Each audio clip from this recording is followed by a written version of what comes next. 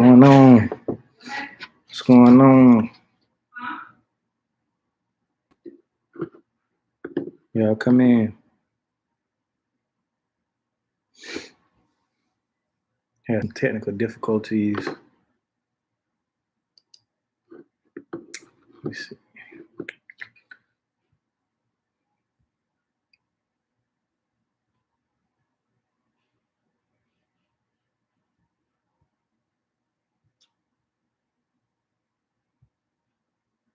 Oh, we got somebody. Hey, when you come in the live, leave drop a comment in the chat.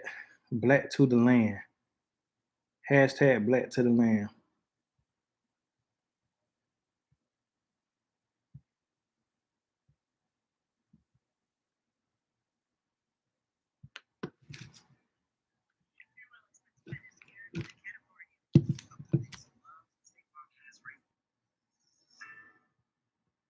What's going on? Today we got an interesting topic.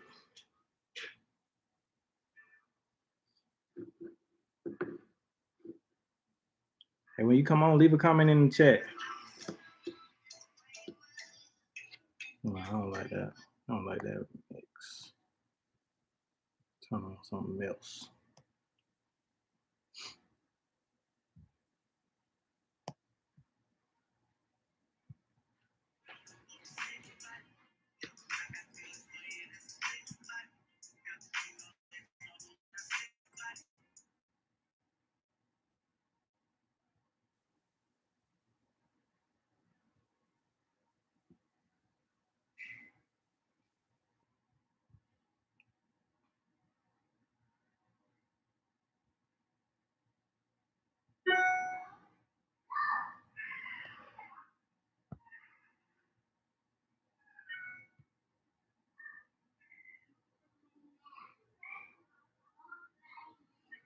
What's going on, everybody?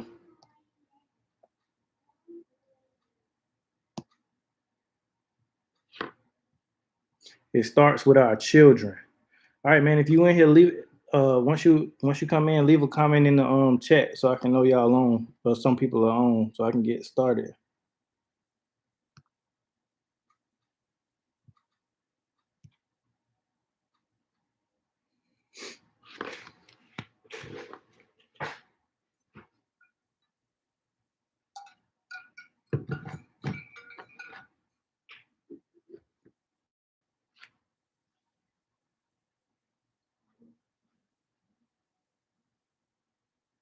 All right, so today we talking about the children, man, the kids. It starts with the kids. It's a quote that I forget where I heard it from originally, but the quote goes, "It's easier to raise and mold children than it is, or create strong children than it is to repair broken men." I think one of the presidents said that. I don't know who said that, but that is a very true statement. You know, kids or children, they are the future. They create, just like we were children at one point in time, and we grew up to have influence, over culture and society and things like that. So it starts it starts with the kids. It starts with the kids, especially when you're talking about things like self-sufficiency, farming, and just living how God intended us to live. You know that that has to be instilled in the children first. Most of the people that I know who hunt and fish and farm and all of this stuff, they were taught it as kids. It was embedded into them. You know what I'm saying? So I'm gonna dive into that. Um, when you come in live, man, leave a comment in the chat. Black to the land. Leave a comment in the chat.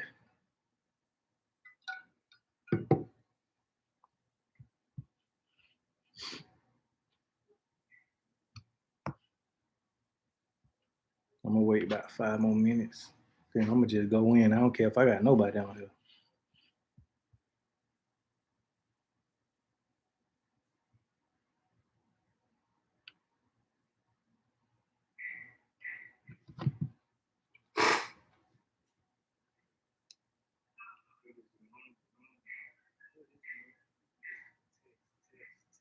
Okay. What's going on, man? If you in here, leave a comment in the chat. Drop a comment.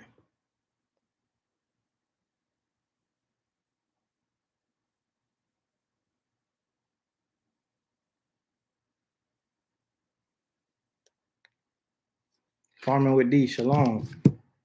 Shalom. Shalom. Glad to have you on. I'm about to get started. I don't know if you was in when I was talking about it, but I'm talking about how it all starts with the kids and how um the children, just like we were all once children at one point in time, you know, we grew up, in a certain generation, and now, we're the leaders and influencers in society. You know what I'm saying? So whatever was embedded in us is now coming to fruition in society. You know what I'm saying? Whether it's positive or negative. You see a lot of people who grew up with strong morals and grew up with strong character and a strong foundation, and now they're growing up to be stand-up people. Now they're growing up to be productive people. You know what I'm saying? And then on the other hand, you have people who, weren't raised with the same morals and values, and now you can see that they're a detriment to society. So it all starts with the children, and specifically in terms of self-sufficiency, it starts with the children. Most of the people who I know who have lifelong skills like hunting, farming, fishing, building, construction, carpentry, whatever skill, whatever survival skills, it was embedded in them as children. Now, a lot of people like myself, once we got older and realized what life was truly about, we started to learn. But for the most part, a lot of these people, they were raised in it. You see what I'm saying? Um, I grew up, fishing. That was in me early. You see what I'm saying? So it starts with the children. It's easier to raise strong children than to repair broken men, because it's a certain point in adulthood. It's a certain point when you get a certain age that you're not really trying to change. Well, most people aren't really trying to change. I'm the type of person where I can take constructive criticism. I can take uh, people telling me where I need to improve at and actually improving. I mean, I'm not sure if in the future that I might, become set in my ways. You see what I'm saying? But I'm just saying, most people are set in their ways. All right, so we got people in the chat. Hey, if you just joined in, leave a comment in the chat. Leave a comment in the chat. Black to the land, hashtag black to the land. So, all right. So I just got a couple points I want to hit on, right? I got a couple points I want to hit on as far as it starting with the children, and I think this is very important. This came to me because of the simple fact of I was just thinking like, you know, right now we live in times where um a lot of children who are raised, you know, in dysfunction, or who are raised in enablement, and all of these kind of different situations where the parents spoiled their children, and they didn't want them to have the life that they had to live. They wanted to give them a better life, and there's nothing wrong with that. But it comes to a certain point where you can give a child too much, and we're seeing that now because everybody's so entitled.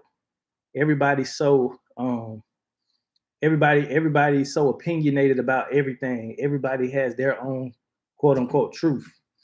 There is no such thing as your truth. There's only the truth. Now, everybody does have a paradigm and a perspective on things, but um, there's only one truth. That is fact. Everything is not fact.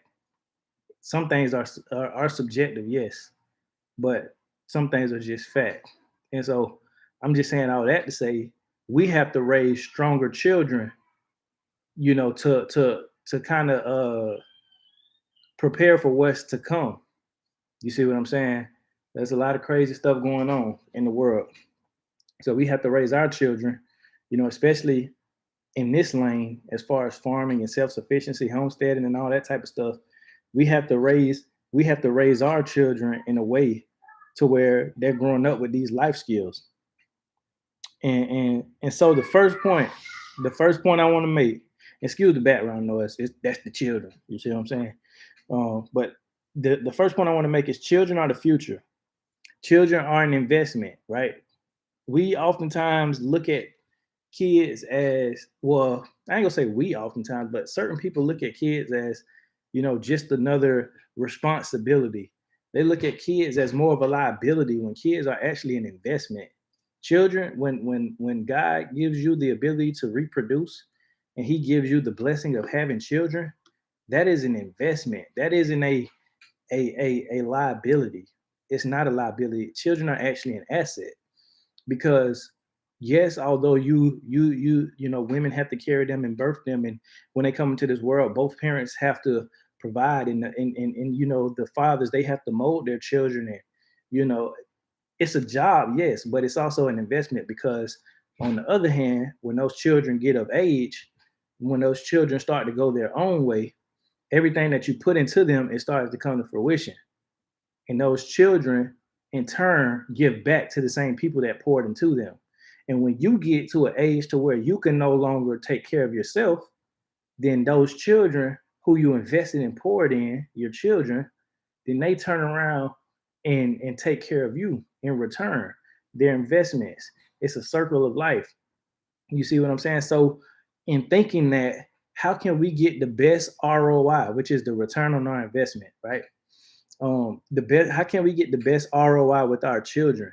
And that's by pouring the best into them physically and mentally, emotionally, spiritually. That's how we invest in our children. Because here's the thing, children children are like sponges, right? When you're raising a child, you're steering them. That's why it's called parenting. That's why it's called shepherding. That's why it's called leading, because you are you are their guide in life, because they don't know everything. It's at a certain point to where children can't take care of themselves. Then when they're able to, walk and talk and bathe themselves and fix their own food, they still need guidance here, and they still need guidance here and emotionally. You see what I'm saying? So you have to continue to invest, right?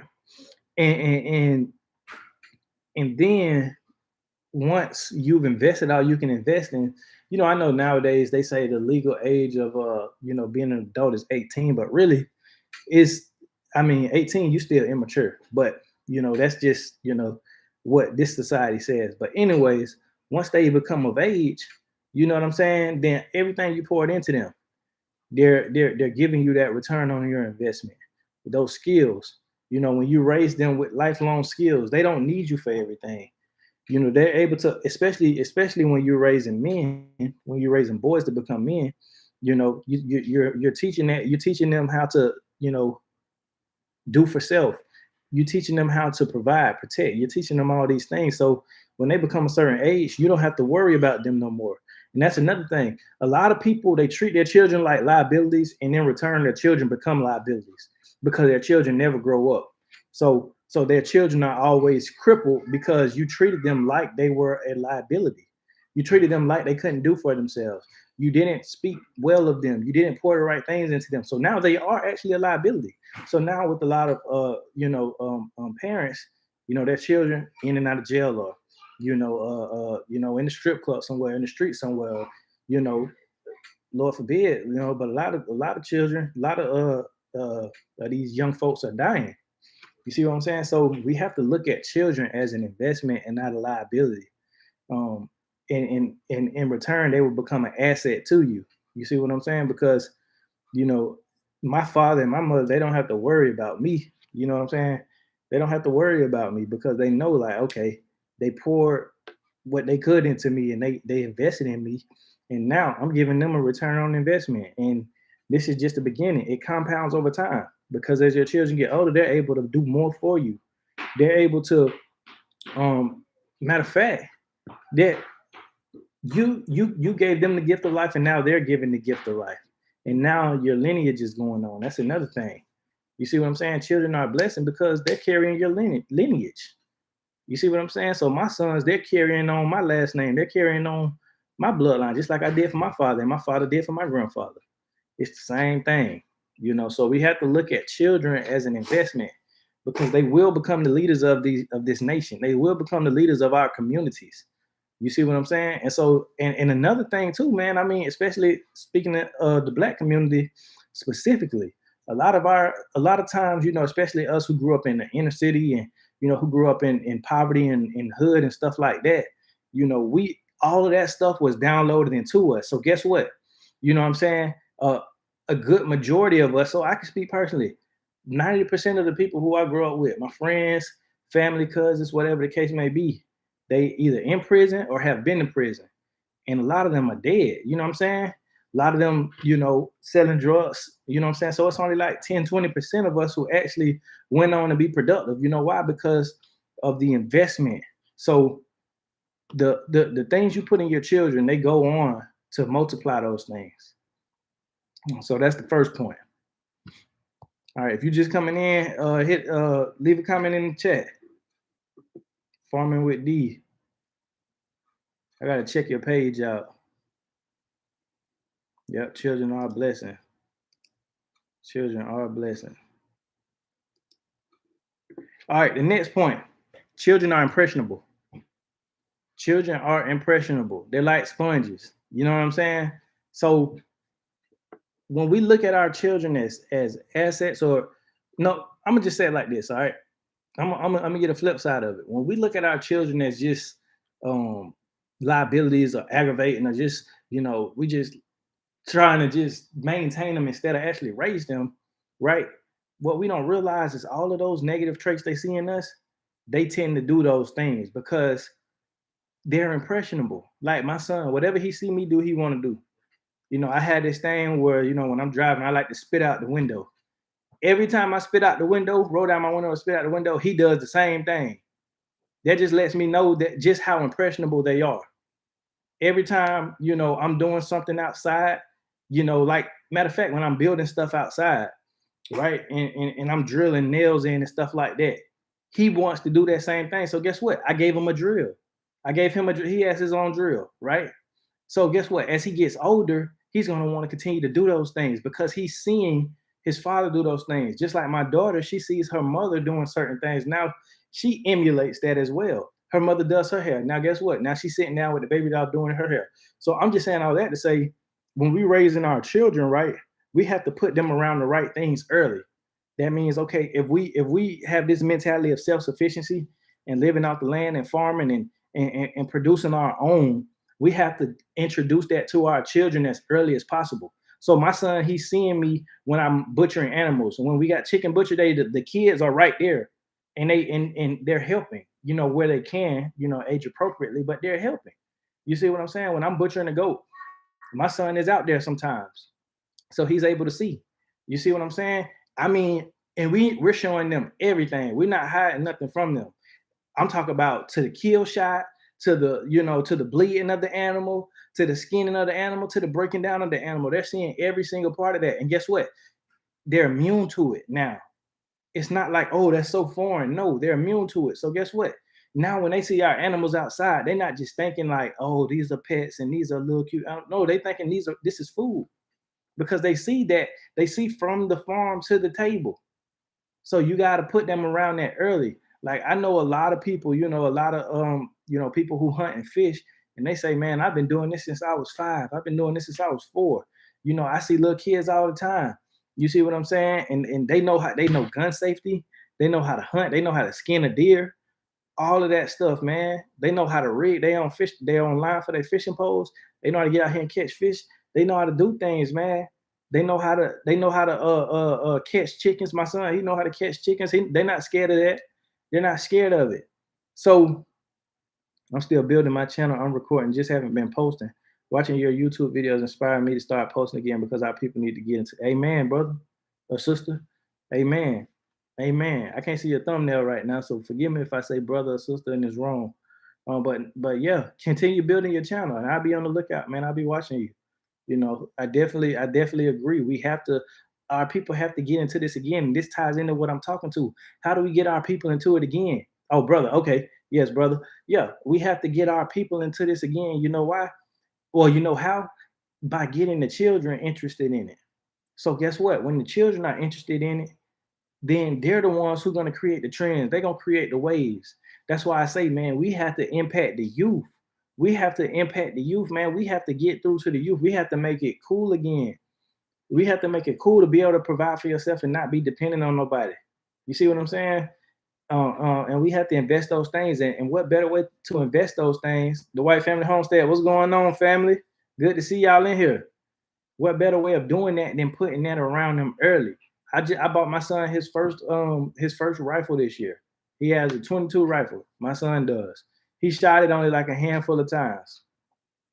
He shot it like a handful of times. We haven't really got too deep into it yet, because I'm still waiting on him to develop a little more, and that just goes into the parenting part, the investment part, because I recognize, okay, now his mind is everywhere, and with handling weapons, although I'm teaching him weapon safety, I don't just want to continually do that. But anyways, he has his own rifle, right? So I'm putting him around that early. So when he grows up and he sees a weapon, he's not intrigued by it like, oh, that's a gun. I only see that on TV. No, he sees that all the time. He's been shooting guns ever since he was young. My daughter, she's gonna learn weapon safety, and my youngest son is gonna learn weapon safety when they get of age. But guess what? Um, I always stop by. Hey, I appreciate it. I appreciate it, man. It's all love. I definitely appreciate it. And I've been seeing you posting, man. I've been seeing your videos, man. Hey, keep doing what you're doing, brother. I definitely, a family. I definitely see what y'all doing, man. Y'all doing some good stuff. You know what I'm saying? But yeah. So the thing is, you want to get them introduced early because they're going to soak it all in, especially in their childhood years. Those are the most critical. Because think about it like this, right? When you were going to school, right? When you was a little kid, man, you could still remember things as a little child that hurt your feelings in school, when somebody might have said something about you or picked on you, or or at the same time something positive that happened. You see what I'm saying? When you accomplish something and how it made you feel, that stayed with you lifelong. That's why adults, broken adults, a lot of their brokenness stems from childhood trauma. You see what I'm saying? So guess what? If we know that as children we are most impressionable, why not invest the right things into the children right now? Because when they get older, the stuff it's already going to be embedded in them. When my sons and daughter, when they get 18, when they get 19, 20, 21 years old, they're going to be able to say, oh man, I know how to do this, I know how to do that. Oh, I never have to worry about that. My dad taught me how to do that. My mom taught me how to do that. Oh, I can go start a garden if I want to. Oh man, I'm on hard times. Okay, well I know I can do this, I can do that. You see what I'm saying? I got these skills. I know how to build. I know, so they're impressionable. So you keep them in it. You keep it you keep it into them young. You expose them to stuff, the right stuff at a young age, and they become immune to it. Right. Next thing. Hey, if you just coming in, you haven't already, man, drop a comment in the chat. It's harder to change adults than to mold children. I'm gonna let that one marinate. It's harder to mold adults than to mold children. It's harder to change adults than to mold children, right? Because here's the thing, like I was just saying earlier, a lot of times people so set in their ways, man. A lot of times, especially when you get a certain age, because it's like, who are you to try to tell me this or try to change me and this and that? Man, a lot of people stuck in their ways. That's why you see a lot of this going on, headbutting going on nowadays in this country. You see a lot of this because everybody thinks they're right. Everybody thinks they got it all figured out. Everybody thinks what they're saying is the truth because it's true to them. But very few people are sitting back to say, man, you know what? Where are my flaws at? Where can I change? What can I do better? How can I improve myself? A lot of people ain't doing that. But guess who? Guess who you can, be impressionable to, and guess who you can mold? You can mold children because they don't have so many years of trauma built up. They don't have so many experiences to go back to. So guess what? They just learning as they go. You see what I'm saying? That's why Christ tells us to have faith like children, because children will believe anything. Most of us believed in Santa Claus till we was about 10, 11, 12, 13 years old. You see what I'm saying? Most of us believed in the tooth fairy. Children will believe everything. Most of us believed in the boogeyman. I believed in the boogeyman. You see what I'm saying? So I'm saying all of that to say is Children have faith like no other. Children are more impressionable than anybody. They're more teachable. They're more teachable than anybody. That's why when you teach them the bad things, it sticks with them, and they do it. Even you. I mean, man, it's some bad children out here. I was one of them. You see what I'm saying? Because that's what I knew and that's what I was taught. So when somebody came and tried to teach me good, at a certain point I wasn't listening to it because it was so many years of bad. You see what I'm saying?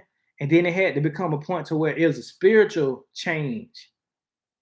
It had to become a point to where it's a spiritual change. You see what I'm saying? In me. And that's what that's for adults. Adults had to be spiritually changed. Children, you just mold them. You just mold them and you just invest in them and pour into them and teach them, and they'll believe anything. You see what I'm saying? If I tell my son, oh, we're gonna get this, we're gonna get that, he's going to be looking for that. If my daddy tell me, oh, I'm about to do this, I'm about to do that. Oh, my mom tell me, oh, I'm about to do this, I'm about to do that. I'm like, for real? Now you done said that a million times. I don't believe that. You see what I'm saying? Because I'm grown now. I understand. But children, they believe. They have faith. So, and especially, that's why I love when Christ says that in the Bible, have faith like a child. That childlike faith, when you believe in Jesus like a child believes, then you really believing in him. You're really, following him. You're really just clinging on to every word, and you're just really putting all your trust and hope in him. You see what I'm saying? Next point I want to hit. We have to encourage our children through positive reinforcement, right? Positive reinforcement. So a lot of times, especially in the Black community, man, it's funny because we laugh at our trauma, right? Because I be on Facebook and Instagram and watching little TikToks and stuff like that, and we laugh our pain away. You see what I'm saying? Like, you'll see a meme like, oh, you grew up in a Black household when this or that happened, and it'd be like real like negative things, but it's funny to us because we used to the trauma. We grew up with it, so we just laugh it away, and we normalize it. You see what I'm saying? And a lot of it is negative. You know what I'm saying? So like, when I was growing up, when my mama was helping me with my homework, you see what I'm saying? When my mama was helping me with my homework and I wasn't getting it, it wasn't clicking because I wasn't being taught in a way to where I understand it, but I was expected to know it. So, of course, she's gonna lose patience. She's gonna get frustrated because I'm not getting it. And so the negative reinforcement comes and you're scared into doing things. You're scared into wanting to do right because you don't want to make your parents frustrated. You don't want to anger your parents. You see what I'm saying? But that's not really effective because you're just doing enough to get by. You're just barely doing enough. You're just trying to be competent enough to pass or to barely skate over so you won't make your parent mad, your teacher mad, nobody, whoever, through that negative reinforcement, right? But we have to raise our children with positive reinforcement. We have to invest that into them, letting them know, hey, it's okay. It's okay to mess up. Okay, you don't understand it like this. Okay, well, let me teach you like this. And I always like to say real life is the best teacher. Experience is the best teacher. So when I want to teach my son how to fish, or when I want to teach my son how to shoot a weapon, I'm teaching him in real time. I'm teaching him in real time. And when he does right, then guess what? Good job. When he does wrong, okay, let's see what you're doing wrong. Now, if he just acting a fool, then that's different. Yes, I believe in chastisement. Yes, but when a child is you gotta have a certain level of patience. That's all I'm gonna say. You gotta have a certain level of patience when it comes to molding and grooming and raising your children. You got to, because you want to capitalize. You want to capitalize on their achievements and not their mistakes.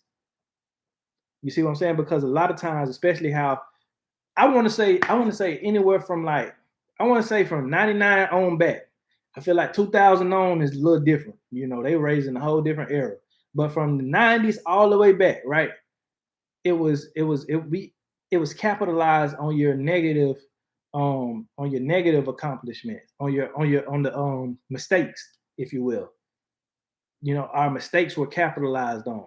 But I feel like now we have to raise our children and we got to capitalize on the positive things, because nothing makes you feel better than somebody saying, hey, oh man, I see, oh, that's good. I see, yeah, that's, pointing out the one thing they see you doing right. And then on the other hand, hey man, I like you, I like that you're doing that, man. Oh yeah, you did a good job on that, man. And here, let me show you something else, man, to help this area and this, and that. Because I saw you were struggling over here. You see what I'm saying? That is way better than saying, oh, you messed that up. Man, you don't know how to do this, you don't know how to do that, but you just did, So I'm just saying all that to say positive reinforcement. When we want to teach our children and we trying to teach them to be self-sufficient, we trying to teach them to basically stand on their own 2 feet in the world. And that's just not talking about having a job and getting money. That's talking about actually knowing how to live. If shit hits the fan, excuse my language, if shit hits the fan, right? You want your children to be able to, I ain't panicking.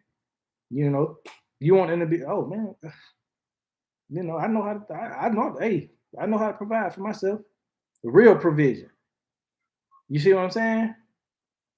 Experts in weaponry, experts in gardening, hunting, fishing, farming, livestock, animal husbandry, everything, all of that. You see what I'm saying? So positive reinforcement. That's what we want to encourage, because we don't want to raise adults who fear correction. You see what I'm saying? And on the other hand, we don't want to raise adults who only seek validation, because that's the other side of the coin, right? When you're growing up, and your parents or whoever raised you, they only focused on the negative and they never said anything about the positive. You never really got that blessing from them. You never really got that affection from them. So you're always seeking it. And when you get older, you start to seek it from other sources, because you're not going to get it from home. So let me seek it in the streets. Let me go holler at my homeboys. Let me holler at, what I'm saying? With young women. Oh, well, the boy who said I was cute. Oh, let me go get it from him. Let me go get it from him. And then the boy, let me go get it from the gang. Let me go get it from my homeboys. You see what I'm saying? Let me go get it in the penitentiary. Because especially as in the black community, in the urban black community, the penitentiary is almost like, you earning a stripe. It's like an accomplishment in the hood. Looking back on it now, I'm like, man, we really glorified that. Going to the penitentiary, getting shot. You know what I'm saying? Then everybody around you, they validate you. Oh man, you a soldier. You like that's so backwards. But here's the thing: when children are never shown affection, they're never told what they're doing right. Then they go to do something right in somebody else's lane. Whether it's selling drugs, whether it's shooting people, whether it's selling their body or whatever. So we got to tell our children what they're doing right, or they'll seek validation elsewhere. All right. Farming with D. I struggle with that. Yeah, man, it's real. It's real. You see what I'm saying? Like that's the realest it get, because I know a lot of people who struggle with that, who never really, got that validation from home, or never really got that positive reinforcement. Because here's the thing, right? And I was a child like that. So I would get in trouble in school, and I'd be in the principal office. And of course, you got the males in the school who work in the school, whether they security, whether they teachers, they trying to be tough on you, when they don't realize, like, man, I'm not trying to hear all that. You see what I'm saying? You pointing out the negative. Oh, you gonna go to jail, you gonna die, you go this, you gonna that. You see what I'm saying? People hear that all the time. Tell me something I'm doing right. Then that's gonna make me say, you know what? Yeah, that's absolutely true. So I'm just tying that all into raising your children to know how to do for self. And when they're doing right things, capitalize on that. When they do something right, treat them to something. Bless them. Show them affection. So that way they associate doing that behavior with something positive instead of doing it to try to please you and doing it in a way to where they're scared to get it wrong. So you have to highlight the positive. You have to. God's construction. Blessings. Glad y'all can join, family. Eric Frederick, glad you can join. Man, I appreciate y'all so much. I appreciate y'all. Yep. Next point. We have to groom our children, right? So it's crazy, right? Because we live in this we live in this society to where, you know, a lot of these, you know, quote unquote woke people, you know, they sit up here and basically talk about how, oh, you should support your children as long as they're happy. You should let them do what they want to do. Children don't know what they want. Children don't know what they want. Bad things make people happy. It ain't about what makes you happy. It's about what's purposeful, and what me being 27, 28, however old you are as a parent, but I'm 27 years old. Me having 27 years worth of experience, more than my child, so I can see, okay, yeah, this might make you happy, but this is not right. This is not productive. This is not going to take you anywhere. No, we have to groom our children to be what we see that they can be, what we see fits them, because nobody knows a child better than their parents. So now we living in an age where the world is trying to groom our children. That's what they're trying to do. I mean, a lot of people don't want to admit this, but the world is they're trying to strip away the influence of the parents, and they're trying to groom the children. So we have to groom. It's not bad to want to groom your children in the right direction. Say, because me, for example, I'm going to groom my sons. I'm going to groom my sons to get certificates in trades, right? So I'm going to fund my sons to get trades in carpentry, construction, HVAC, electrician, masonry, all of these different things that have to do with working with your hands. All business. I'm going to fund all of this education. You know, I'm not necessarily pushing them to go the college route.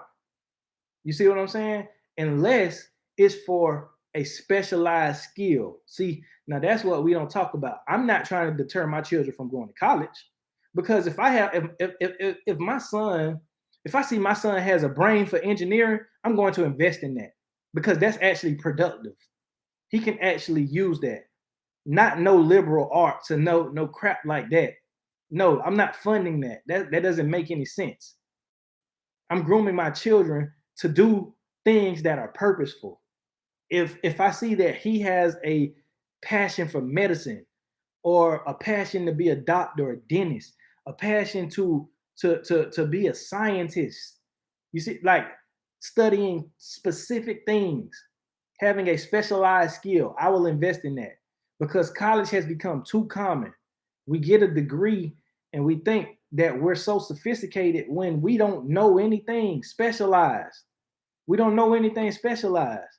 The only people who are making a decent income straight out of college are people who got specialized fields that they're in, right? So guess what? God's construction, full of debt. Exactly. Eric Frederick. Yep. Autumn. $60,000. Yep. Exactly. Because, but here's the thing, right? To speak to Eric, $60,000 in debt wouldn't be so bad if, let's say, you got your doctorate and you become a neurosurgeon, right? And you coming in the door making over six figures. You see what I'm saying? But most people $60,000 in debt for a degree in liberal arts, a degree in music, or a lot of these pointless degrees. You see what I'm saying?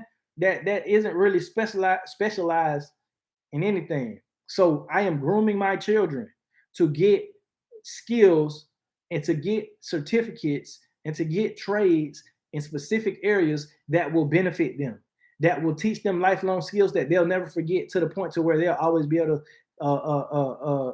provide for themselves and their family, and they'll be good stewards over their family. My daughter, I'm going to invest in a specific field, whatever she shows interest in. I'm going to, you see what I'm saying? But it's different for her because she's going to marry a man who's going to, you see what I'm saying? Be the lead. You see what I'm saying? So it's not really, the responsibility is not really on her to be the head. It's on the husband. So I'm raising her to be a righteous woman, but I'm raising my sons to be self-sufficient men. So, like I said, starting them out young while they're impressionable, grooming them. Like I said, my son's 5 years old. He got his own power drill. You see what I'm saying? Cowboy boots. He got his own rifle. You see what I'm saying? I'm gonna get him his own hunting rifle. He got his own fishing pole. All this stuff he has growing up. So as he gets older, he's learning these things. So, but I say we have to groom our children because I was reading a book. I forget the name of the book, but it was about a large corporation owner. He owned like one of the largest corporations in the United States, and he was talking about his children and how basically he groomed them from children to be able to come in and take over the business. So what he said was he started his children at entry level jobs in the company at young ages. He didn't just hand over a corporation to them. No, he said they worked at entry. They saw every level of the company of the corporation. So by the time that they were, trained up sufficiently, they were able to come into higher roles. And now, when I step down, they can step into those roles, and that's actually what happened. And the sons who took over the company, or the son who took over the company, he took it even further than his father had taken it. Matter of fact, it was a book by Rich DeVos. I forget the name of the book. I forget the name of the book, but it was a book. It was a book by Rich DeVos. Rich DeVos started on uh, uh, uh, Amway. He started Amway, right? And his son, Doug DeVos, took over Amway and furthered the company. But I was reading that book and I was saying, wow, so these rich people groom their children. A lot of people from other cultures groom their children. Why don't we as black people groom our children? What's wrong with grooming our children? The media has lied to us and told us to be so liberal to the point to where, oh, let your child choose what they want to do, let them do this. But what you don't realize is the child is still, even the 18-year-old is still immature to a certain degree. They still need a level of influence. So while you're just letting them figure it out on their own, they jumping from major to major. How often do we see this? Where a young adult will go to college and say, oh, I'm majoring in this. And then next semester, they say, oh, I didn't like that. I'm going to do this. And then next semester, oh, I don't like that. And then you see them drop out. And then you see them working at McDonald's. And then you see them doing this and doing that. No, because they didn't have the proper guidance. Because this culture has tricked us into thinking that it's wrong to guide our children in a specific way. While they, on the back end, were subliminally guiding our children in a specific way they wanted them to go. Simply Rich. That's it. That's it. Yep. Simply Rich. Life and Lesson. Yep. That's it. That's the book. The Western civilization mentality. Yep. Exactly. That's why they change and they exactly. Exactly. It's confusion, man. Because they sit up here and told us, oh, just support your child. If you love your child, you'll support them through anything. No. If I love my child, I'm going to lead my child away from chaos and destruction and unproductibility. I'm going to lead my child away from that. I'm going to lead my children into purpose, into peace, into productivity. I'm going to lead my children into that. So we have to get a mentality. We have to get a mentality that we need to groom our children. You see what I'm saying? So I'm just going to be real with you. When my son, I tell my son, this is what you're going to be when you grow up. This is what you're going to do. Now, guess what? That's not set in stone, of course, but I'm grooming him in that way. But guess what? Let's say if he gets, 12 years old and say, Dad, well, you know what? I really like building stuff. I want to be an architect. Hell yeah, yeah, that's fine. Yeah, of course. I'll support that all day. But if he says, well, Dad, well, I really don't know what I want to do. No, This you're gonna get a trade in this. This is what you're gonna do. You're gonna get a trade in this. You're gonna do this. You're gonna start making money like this. Guess what? And as you get older and you start to get more mature and you figure things out, you've you're already in a position to be able to navigate your life. So if you want to change your profession, you can. But guess what? You're gonna be thankful that, man, I'm glad my dad got me this trade to where I started off making $60,000, $70,000 a year. I'm glad my dad invested in me, building my business to the point where, you know what I'm saying, I can do this. And then he gave me these skills, how to live off the land to the point where I'm not dependent on anybody. I'm glad my dad did this. And now I want to do this. And now I understand that, okay, this is how it's going to benefit me. It's going to be an informed decision instead of a irrational decision. You see what I'm saying? Because when I was 18, and it wasn't nobody but the grace of God that it was only the Holy Spirit that led me to the path that I was led on. Because when I was 18, getting ready to graduate high school, I didn't know what I wanted to do. I was saying college, but I knew college wasn't going to be it. I just knew that for a fact. Hey man, if you just came in, drop a comment in the chat. Black to the land, hashtag black to the land. But I knew I wasn't gonna go to college. You know, I was saying college, but I didn't know what I wanted to study. And even back then, I was interested in farming because I wanted to do something in agriculture. But I was like, man, I'm just not getting out of school. I wasn't the best student back then. I'm gonna just be real with you, y'all. I could literally, if I can pull my school records, I could literally show y'all a couple report cards where I had straight F's, like straight F's, like no exaggeration.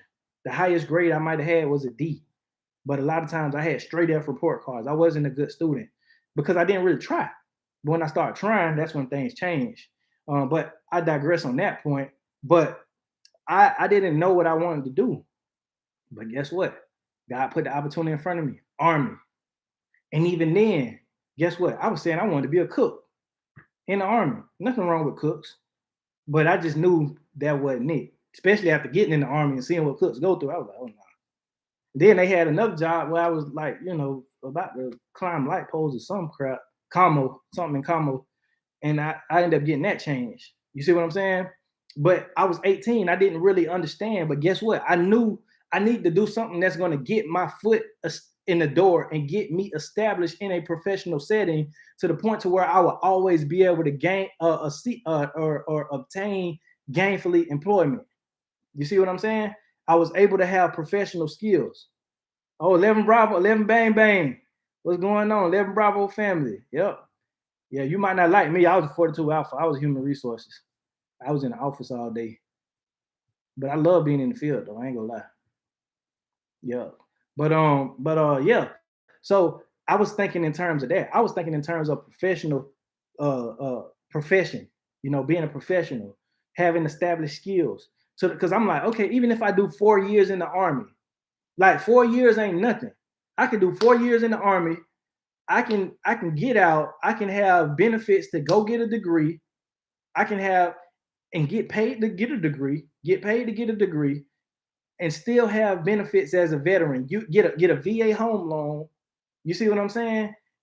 Potentially seek government employment, or I can do 20 years, or I can just do more time and just get out whenever I feel like it. So I'm like, man, that's a good situation. That's a good situation. So why not? So I had that mentality. And so I want my sons to be able to have the same kind of luxury without having to go sacrifice their body to the government. You see what I'm saying?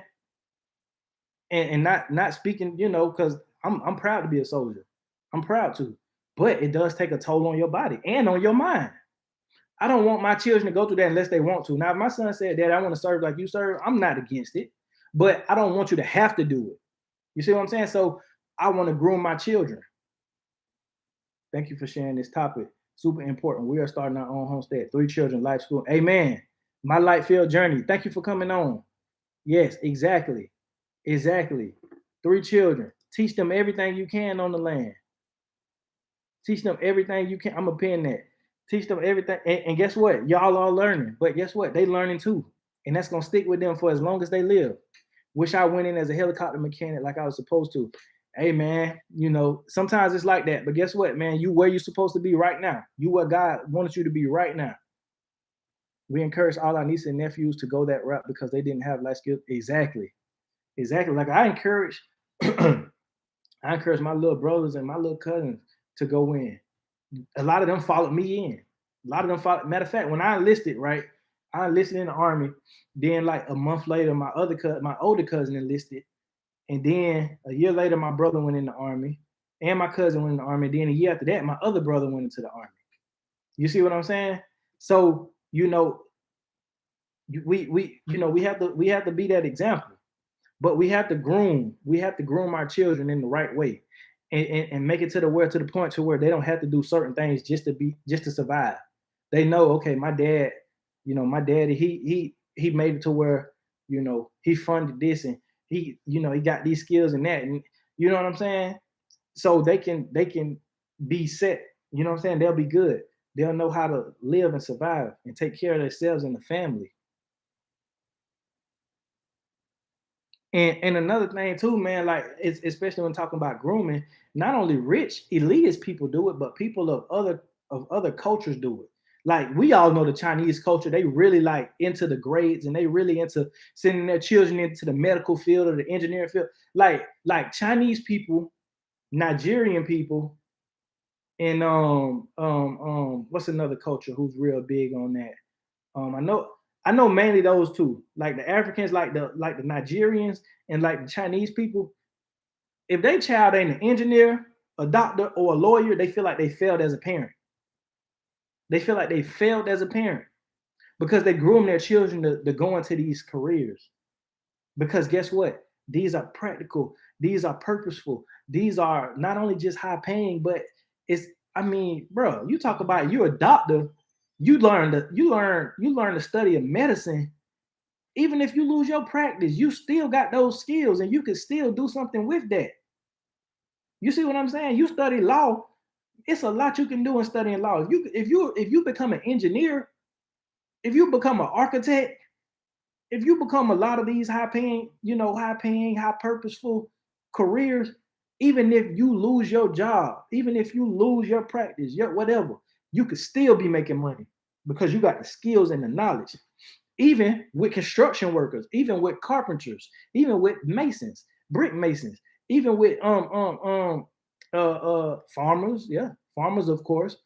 I mean, all of these HVAC electricians, all of these different people, um, um, people who clear land clearing. You know what I'm saying?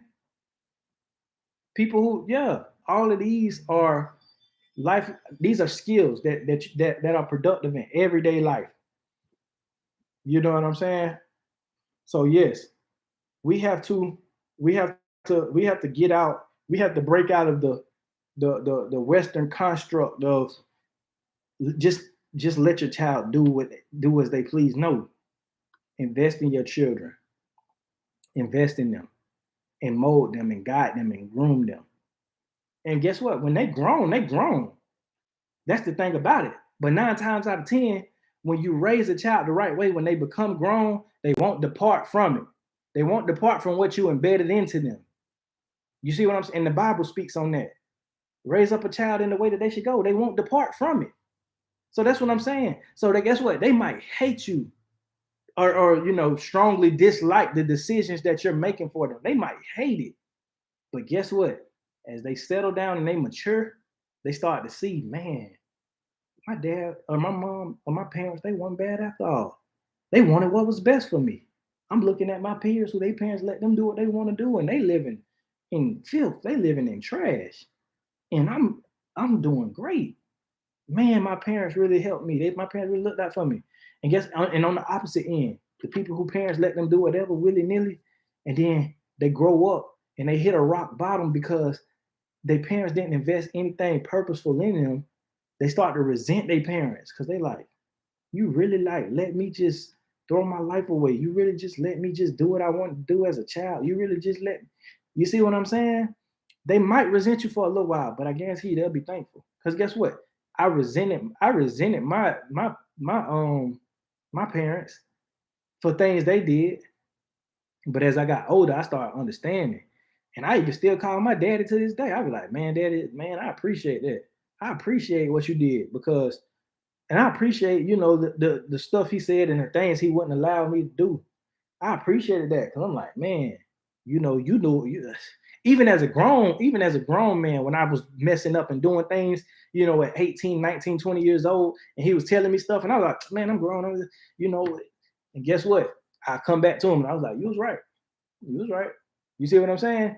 Because guess what? Even though I'm grown, he still got 40, my dad, 45, I think, 46, something like that. 46 years of experience. I only got 27. You see what I'm saying? So yeah, we got to groom our children. Last point I want to hit. Oh, this is a good one. This is a good one. The last point I want to hit, right? Let me get something to drink. The last point I want to hit. Children don't have the same limitations as adults because adults are tainted by life's experiences. Children don't have the same limitations as adults do, right? When you was a child, think about in your child brain. When you said, I want to do this, I want to do that, you really had no limitations until somebody told you couldn't do it. You really had no limitations. Or until you tried to do something and you hit a brick wall and you didn't have somebody behind you to encourage you to keep going. You see what I'm saying? So children don't have the same limitations as adults, man. And that's why it's all the more important to invest in them because guess what? When you tell a child they can do something, they believe that. And that belief takes root in them. So guess what? When they going out and they doing things, and even if they hit a little bit of resistance and you behind them saying, keep going, you got it. This is a part of the process. Keep going, you can do it. And they start to believe in themselves. And then when they get victories and when they get wins, they get small wins and they keep going. And then those small wins turn into big wins. And then they just keep going on to win and win and win and win. You see what I'm saying? And they get older. They and they don't have that limitation. I had a lot of limitations. You see what I'm saying? Because it's just certain things that you didn't see growing up in an impoverished environment. You didn't see a lot of positive, role models, or you didn't see a lot of functional things, functional homes. You didn't see it, so you grew a limitation. And as an adult, those limitations, man, I mean, really, they ain't really going nowhere. I mean, they could maybe like 2% of people can break past those limitations as an adult, but for the most part, them limitations gonna stay in most people's minds as adults. But children don't have that. When I was stationed in Korea, I saw Korean children running. Exactly. Exactly. You don't see it till you are mature. I thought my parents in the village was mean telling on us. Man, me too. Man, for real. They will thank you for it later. Exactly. We shouldn't be moved by our children's feelings all the time. Now, I'm not saying be inconsiderate of their feelings. I'm not saying that at all. But I'm saying we shouldn't let that move us, especially when we know we're doing something for their benefit. A lot of times parents they'll fold under pressure because their children, are crying, their children are sad and they angry and they feel a certain type of way. So what? Let them go through it.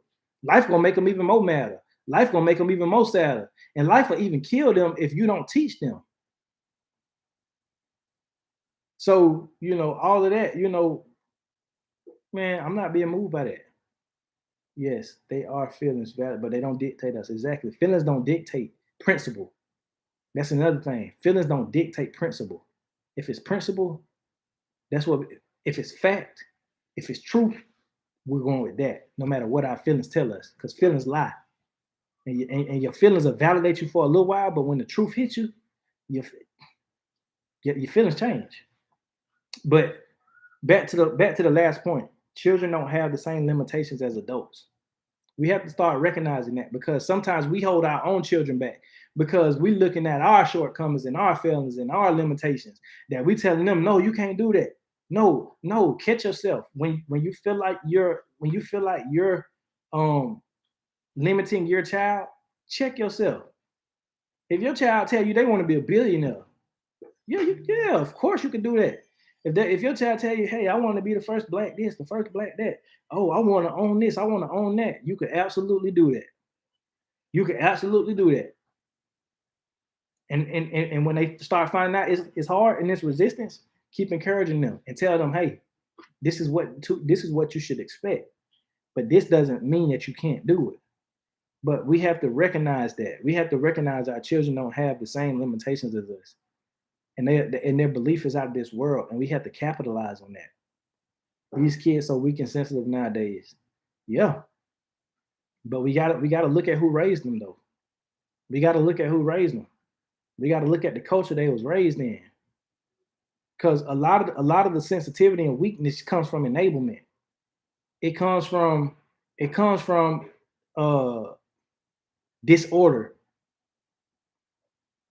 Me and my dad talk about this all the time. Because I was talking about, a lot of different solutions that I think will fix a lot of these problems. And he was like, nah, it's only one main solution that'll fix it, and that's order. Now we got the women leading the household, and we got the men following in a lot of circumstances. That's not order. We got the mamas trying to teach the boys how to be men. That doesn't work. That don't work, and it never will. You see what I'm saying? We got men who, they depending on the woman for everything. That's not order. We have to get back in order. I found that the same measure of mercy and grace that I withheld from my dad, I needed I needed from my own children. So I learned not to judge. Yeah. Yeah. The thing about it is, not repeating the same mistakes of our parents, but also duplicating what our parents did do good. You see what I'm saying? And not raising our children to man, I lost my train of thought. Um oh yeah, yeah, yeah. Not raising our children to the point that we don't want them to feel nothing that we felt. Because truth be told, a lot of the things we felt molded us to be who we are in a positive way. So sometimes children need to feel taking a loss, but in a healthy environment, not in an unhealthy environment. Because a lot of times, especially me growing up in the hood, taking a loss meant somebody getting killed. You see what I'm saying? Somebody going to jail, or getting evicted, or this and that. No, but in a healthy way, it could be, well, my son baseball team lost a game. His football team they lost a championship. You know what I'm saying? That's a healthy loss. Because guess what? They can come back and redeem themselves from that. So it's not about trying to shield them from the negative feelings that they're going to feel in life inevitably. It's about facilitating it in a healthy environment to the point to where they can make corrections, and they can actually become productive out of it and make something positive out of it. You see what I'm saying? So we have to, because, and I'm gonna end off with this. It's a quote, and this is not verbatim, but it's a quote. Basically, what it says is, it says, "Hard times create hard men. Hard men create easy times. Easy times create weak men. Weak men create hard times, and hard times creates hard men." It's a cycle, right? So let's say your granddaddy was a hard man, right? And he went to work, and he did this, he did that, he provided for his family. And your dad, you know what I'm saying? Your dad grew up in the easy, you know what I'm saying, easy peasy, whatever. He didn't have the same upbringing his dad had. So guess what? He's able to do more stuff. And now those easy times created a weak man. And that weak man went out and had children. And those children had to grow up in hard times because he was such a weak man. Now those hard times just create another hard person.